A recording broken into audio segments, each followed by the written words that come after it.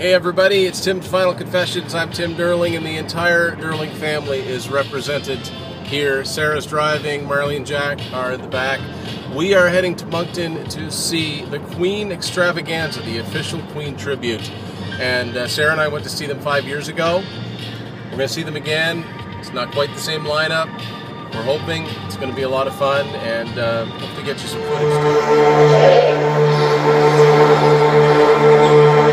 Okay, so it's the next day. I'm running on very little sleep, but glad to tell you about the Queen Extravaganza concert last night. If it looks like my eyes keep looking towards something, I'm looking at stuff that I typed out. I really wanted to do some point form things to make sure I didn't forget any of the things I wanted to talk about. So, I'd mentioned earlier that this concert had a slightly different lineup, and the key difference was a different lead vocalist. Mark Martel was the lead singer for Queen Extravaganza the time that I saw them, and as far as I knew, that's who it was. That's who we were buying tickets for. He has been replaced due to scheduling conflicts by a guy named, I'm going to get his name wrong, I think it's Aurelio Neto. He's Brazilian. So, my understanding is that there were scheduling conflicts, but at that same time, Mark has since gone on to start his own Queen tribute. So I'm really not sure what went on there. And an announcement was made, after doing some research, an announcement was made back in February. But apparently not everybody read it. I certainly didn't read it. So it skipped by me. So it was a little bit vague as to what exactly was going on, who exactly was going to be taking part. It's not a band exactly, but it is a band. It's a band that has to bring the music in the Queen Extravaganza. Also, a little bit vague were all of their advertising on their social media, even on their t-shirts that they were selling that advertised that they were playing the UK's greatest hits, or the UK's biggest selling album, which is Queen's Greatest Hits.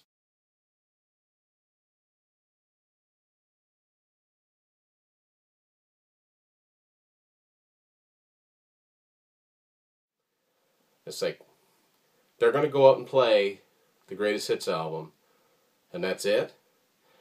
Never mind the fact that the track listing for Queen's Greatest Hits, the original, differs all around the world. That would also mean that they stop in 1981. Now, there are a lot of great Queen songs up until that point, but man, they're missing a lot if that's where they stop.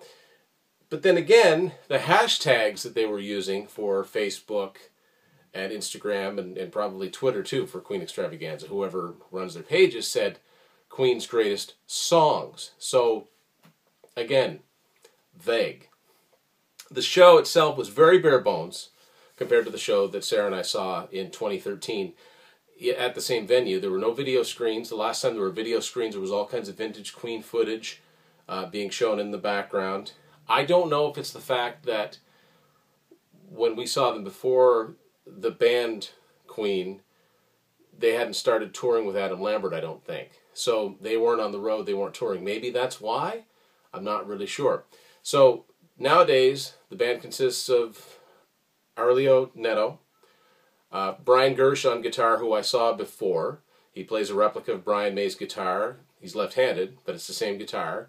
Bassist Francois-Olivier, who's actually from Quebec City. He was with them from before. Keyboard player was different this time, a guy named Alex Maynard, and recently returning drummer and musical director Tyler Warren. When I say returning, he was playing with the actual Queen band. So he was with the Queen Extravaganza, and he literally graduated to the big league, but now he's back because Queen's off the road. Another scheduling conflict. And I actually had the pleasure of interviewing Tyler. On this channel, if you type in Tim's Final Confessions, Tyler Warren, I've got an interview with him from 5 years ago. Great guy. I didn't get a chance to talk to any of them this time, and I doubt he would have remembered the interview, but great guy from Nashville, great drummer, and he's been working on his vocal chops too, but we'll talk about that later. Now, I'm not going to talk about the online comments I've read. People can be so mean-spirited online.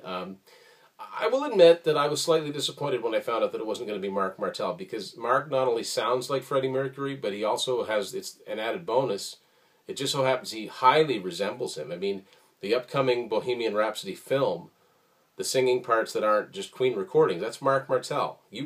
I mean, all but the keenest ear. I can't, if I just heard like a raw vocal, I don't know if I could tell the difference.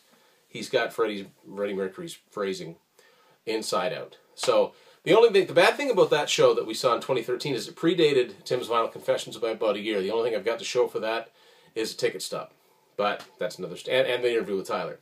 So by now, you might be thinking, okay, I'm just going to gripe. It's a negative review, and I didn't enjoy the show. That's not the case. It's not the case at all. All of us enjoyed the show very much. So Sarah and I saw them for the second time, and Marley and Jack, my kids, saw them for the first time, which is wonderful. And Queen's a band that, as a family, we all enjoy their music to different degrees. So the first thing I want to speak to is our Leo, the singer. I'm going to get this right out of the way. He doesn't sound like Freddie, not one little bit. So don't kid yourself. He does not sound like Freddie Mercury in any way, shape, or form. However, he's an excellent singer. Excellent range, excellent pitch.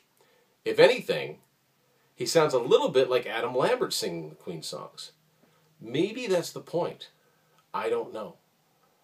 But either way, I was not disappointed once he sang, because it's obvious that he knows the songs, he's got the phrasing down, and he's able to hold notes for extended periods of time, even like all the way through the show. Great frontman, great energy, but he doesn't sound like Freddie. That didn't stop me from enjoying the show. So that's the one thing that if you're thinking about going to see them, he doesn't sound like Freddie. Doesn't mean you won't have a good time. Doesn't mean the band behind him doesn't have the Queen sound. Okay? So let's just get out of the way. So, like I said, great front man. He's got can really get the crowd going, particularly during Fat Bottom Girls and this one lady that hopped up on stage and had a little bit of fun before security asked her to leave. Now, I didn't get footage of that. I do have a little footage on here if it doesn't get taken down. But my phone was dying, so I was very choosy on where I got the footage, which is why I didn't film the finale of this last night. Now, all these things are not going to satisfy the people that felt like they were ripped off, and I've even read negative comments about the very show that I saw. Disappointed that Mark Martel wasn't there. I'm sorry you didn't enjoy the show. We all did. Like, my family, wife and kids, enjoyed the show. So, as I mentioned before, it's a very minimal stage setup. It was important that the music did the talking, and the way that they performed, choice of songs, good. But you know what? I'll be honest with you. I was very relieved that Tyler was back playing drums with him. He's an important part of this, the Queen Extravaganza. I'm sure they had a good drummer before him, but he sings a lot of the songs. He doesn't necessarily sound like Roger Taylor, but he's got a good voice. And like he's the musical director, so it's from behind the drums, I get the feeling that he sort of calls the shots. So the whole band can sing. Most of them at one time or another sang a lead part, and that's essential if you're covering Queen. You can't have just one other person that sings or two other people. You've got to have that depth of voices there. So let's talk about the set list. The set list, awesome. Awesome set list. I was so pleasantly surprised with the set list. My concerns about them simply performing the original greatest hits were unfounded. The set list went way deeper than I thought it would. Even though every song they did was a single, every song they did has a corresponding video to it, not just a live clip. They still pulled out some gems that I wouldn't have expected. Now I've got the set list listed down below if I remember to do this, but I'm gonna go through the set with you now. So they open with One Vision, so they've got the Queen intro to One Vision playing, the screens and by dun, dun, dun, dun,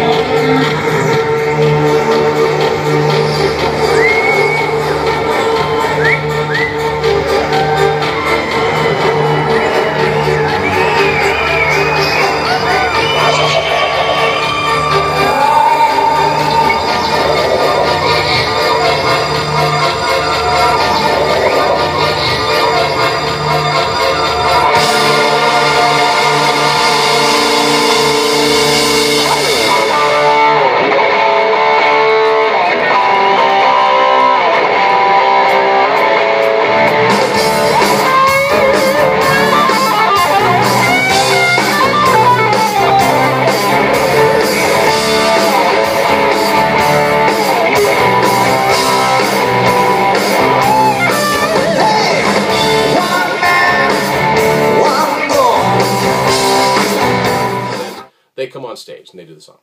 Don't Stop Me Now, Killer Queen, my first surprise of the night, Good Old Fashioned Lover Boy. Wasn't expecting that. Play the Game, Bicycle Race, and for that one Aurelio had an actual bell on hand. That was a lot of fun.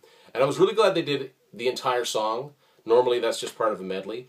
Now I'm Here, and like Freddie used to do live, Aurelio used like an Echoplex unit to sing, you know, now I'm here, like it, you know, basically he would duet with himself like Freddie used to. Save Me, oh, that was awesome, that was great. That's one of my favorite Queen ballads. It started off so well. They said we've made a perfect pair. I call myself in your glory, and I love how I loved you.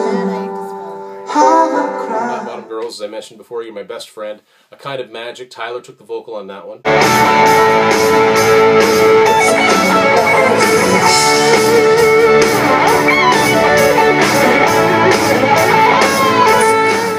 Arleo comes up with an acoustic guitar, and they did I Want It All, possibly my favorite Queen song, I don't know. Then they took an intermission.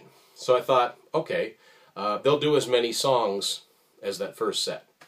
They did more. They came back out with Hammer to Fall, Seven Seas of Rhye, Under Pressure.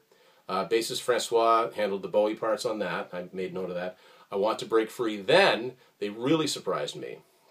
They said they were going to do two songs that we've never performed live before.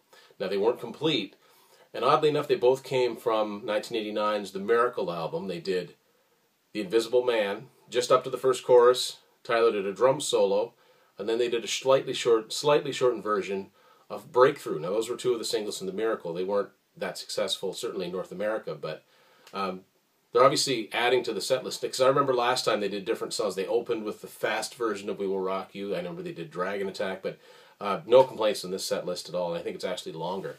They did another one, Bites the Dust. Then Tyler took another vocal. They did These Are the Days of Our Lives. Crazy Little Thing Called Love.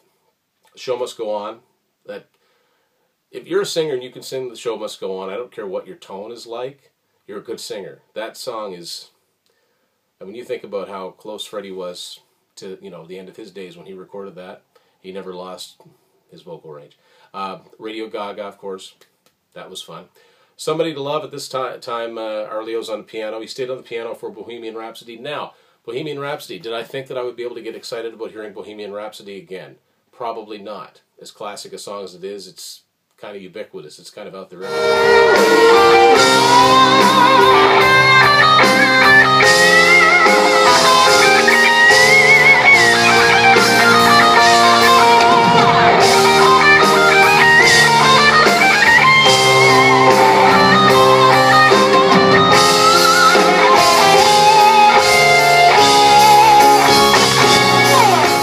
They performed Bohemian Rhapsody live in its entirety.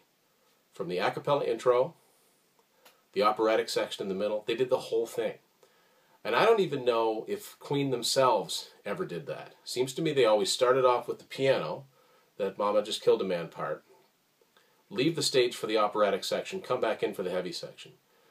These guys were on the stage for the whole time. And we've all heard Bohemian Rhapsody several times.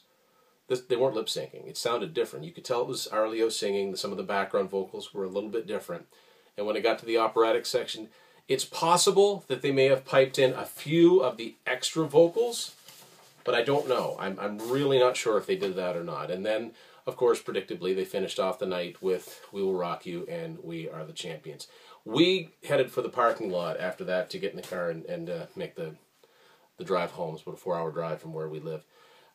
So I don't know if they played A Night at the Opera version of God Save the Queen, which is usually how they finished off the night, but I was not disappointed.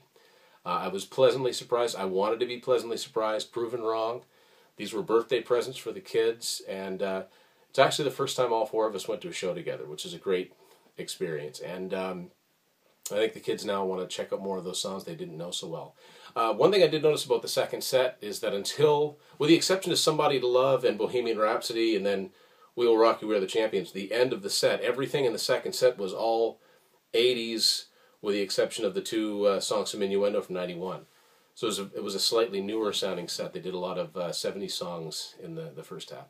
But, you know, I would say that if you're used to seeing them with Mark Martel, then check out Mark's gig if it comes near you. If you don't want to be disappointed, then don't get a ticket. But if you're simply a fan of Queen's music and you want to see it performed well, then the Queen Extravaganza is, you know, it's worth the price of a ticket. I was not disappointed, and, you know, I can be kind of curmudgeonly in my old age about things, and I found nothing to complain about with the show. So there you go. I'm curious if any of you ever checked the show out, or any other Queen tributes. I know that Classic Albums Live is bringing back a night at the Opera next year in Fredericton, so we'll probably be checking that out again. Matt and I went back in 2007.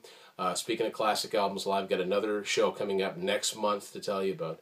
So it's you know, it's getting into that busy time of year for us. So I always appreciate you taking a few moments to watch Tim's Vinyl Confessions.